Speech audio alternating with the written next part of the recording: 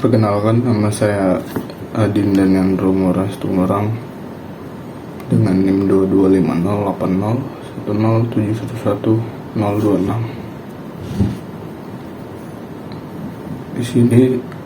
Di sini saya ingin menjelaskan tentang DNA dan RNA terkait tugas bioteknologi. DNA atau asam deoksiribos nukleat atau ADN merupakan polimer asam nukleat yang tersusun secara sistematis dan merupakan pembawa informasi genetik yang diturunkan kepada keturunannya. Polimer tersebut membentuk struktur dua untai heliks ganda yang disatukan oleh ikatan hidrogen antara basa-basa yang ada.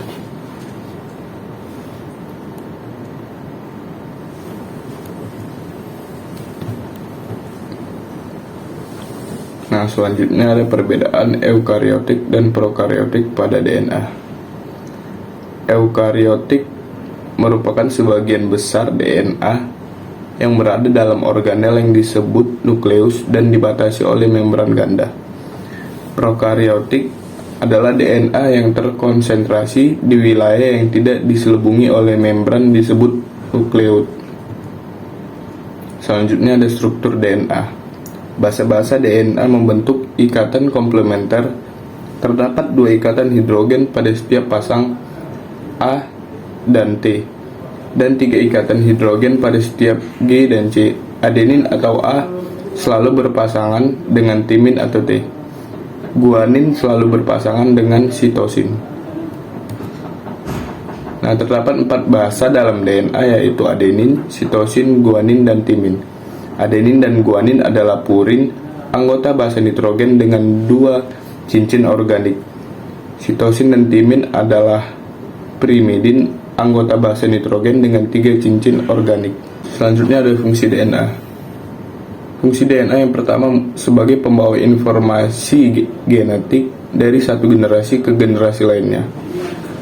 Kemudian mengontrol aktivitas dalam sel baik secara langsung maupun tidak langsung. Kemudian ada menentukan proses pembentukan protein atau sintesis protein. Dan yang terakhir membentuk RNA. RNA merupakan polimer panjang tidak bercabang yang terdiri dari nukleotida yang bersambung dengan ikatan 3-5 fosfodiester. RNA genetik memiliki fungsi yang sama dengan DNA, yakni merupakan molekul genetik yang secara keseluruhan bertanggung jawab dalam membawa segala materi genetis seperti yang dimiliki oleh DNA. RNA non-genetik merupakan RNA yang tidak berperan sebagai DNA. Selanjutnya struktur RNA. Setiap satu molekul RNA tersusun dari satu basa nitrogen, satu gula pentosa, dan satu gugus fosfat.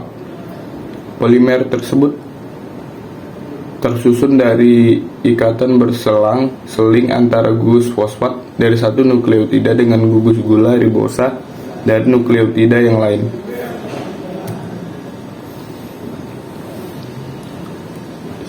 Selanjutnya masuk ke sintesis protein. Terdapat 3 tahapan dalam sintesis protein. Yang pertama, replikasi menyangkut perangkaian secara linear satuan-satuan monomer DNA untuk membentuk replikat atau kopi yang tepat dari rangkaian struktur DNA yang lama. Proses ini memungkinkan pembentukan 2 molekul anak DNA selama pembelahan sel, masing-masing satu kopi yang tepat dari induk DNA. Kemudian ada transkripsi menyangkut perangkaian secara linear satuan-satuan monomer RNA dengan cara menggunakan suatu bagian khas yang kecil dari untaian DNA sebagai model. Molekul RNA tidak saja menyediakan cetakan kerja bagi biosintesis protein. Nah, yang terakhir, translasi meliputi merupakan perangkaian secara linear monomer asam amino dengan menggunakan satu jenis khas RNA sebagai cetakan dan jenis khas RNA lain sebagai pembawa dan pengubah asam amino. Nah, selanjutnya ada tipe RNA. Tipe RNA tRNA merupakan bentuk terkecil dari RNA. Karena ukurannya maka kadang disebut sRNA atau small RNA.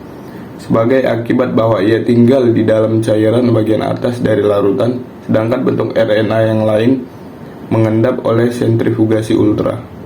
Yang kedua ada ribosom RNA, merupakan komponen struktur yang utama di dalam ribosom. Yang terakhir ada messenger RNA, merupakan komponen yang bertugas membawa pesan atau kode genetik dari kromosom ke ribosom, kemudian menjadi cetakan untuk menentukan spesifitas urutan asam amino pada rantai polipeptida. Kemudian ada perbedaan DNA dan RNA. Yang pertama dari perbedaan dari objek, DNA memiliki letak inti sel dan RNA memiliki inti sel, sitoplasma, dan ribosom. Kedua, perbedaan bentuk, DNA memiliki bentuk pita spiral ganda, sedangkan RNA pita tunggal. Yang ketiga, komponen gula. DNA memiliki deoksiribosa, sedangkan RNA ribosa. Ukuran DNA sangat panjang, ukuran RNA pendek. Basa nitrogen DNA yaitu purin, adenin, guanin, pirimidin, sitosin, dan timin. Basa nitrogen RNA adenin, guanin, pirimidin, sitosin, urasil. Nah, selanjutnya perbedaan dari kadar. Kadar dari DNA tidak dipengaruhi oleh kecepatan sintesis protein, sedangkan untuk RNA berubah-ubah menurut kecepatan sintesis protein. Nah, dari fungsi, DNA mengendalikan faktor-faktor keturunan dan sintesis protein, sedangkan RNA hanya mempengaruhi fungsi sintesis protein. Sifat DNA dan RNA. Sifat DNA yang pertama rantai, ganda dan berpilin dan panjang. Gula deoksiribosa dan kadarnya selalu tetap. Sedangkan sifat RNA tunggal dan pendek. Gula dan iribosa, kadarnya berubah-berubah. Kemudian aliran informasi genetik. Dogma sentral. Yang pertama replikasi, proses pengkopian DNA induk untuk menghasilkan molekul DNA anak yang mempunyai urutan nukleotida yang identik. Yang kedua transkripsi, proses di mana kode genetik yang terdapat dalam RNA dikopi menjadi molekul RNA. Yang ketiga translasi, pesan genetik yang dikode dalam messenger RNA ditranslasi dalam ribosom menjadi polipeptida dengan urutan asam amino tertentu. Replikasi. Yang pertama, replikasi bersifat semi-konservatif. Mula-mula kedua untai DNA terpisah. Masing-masing untai berfungsi sebagai tempat untuk sintesis untai DNA yang baru. Proses replikasi menghasilkan dua molekul DNA baru. Masing-masing memiliki satu rantai lama dan satu rantai baru. Titik awal dimulainya replikasi disebut ori.